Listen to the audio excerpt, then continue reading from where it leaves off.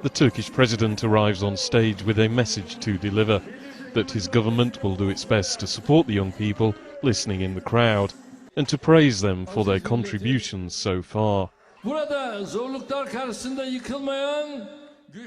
There is a strong will here that does not collapse in the face of difficulties.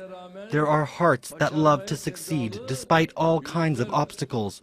There are young people here who do not recognize any obstacles on the way to dreams.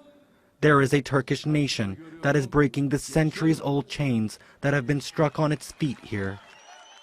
121 institutions, companies and educational establishments are taking part in Teknofest. The President hopes these displays of the latest military equipment, drones and aircraft, plus shows of technological advances, will make today's students the scientists and engineers of the future.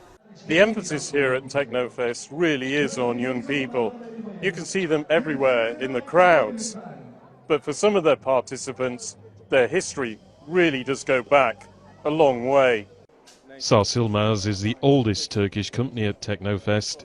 It started out repairing flintlock rifles in 1880 during the Ottoman Empire.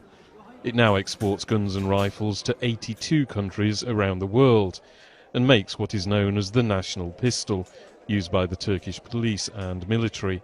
We need more engineers, we need more people, and we give them a focus on all these products so that they can build up their future with this perspective. This is a good chance to be all together around these products. It's now developing a new generation of firearms technology that are fully integrated onto vehicles such as aircraft using software.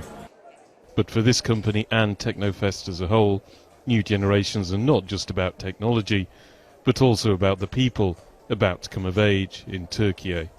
Andrew Hopkins, TRT World, Izmir.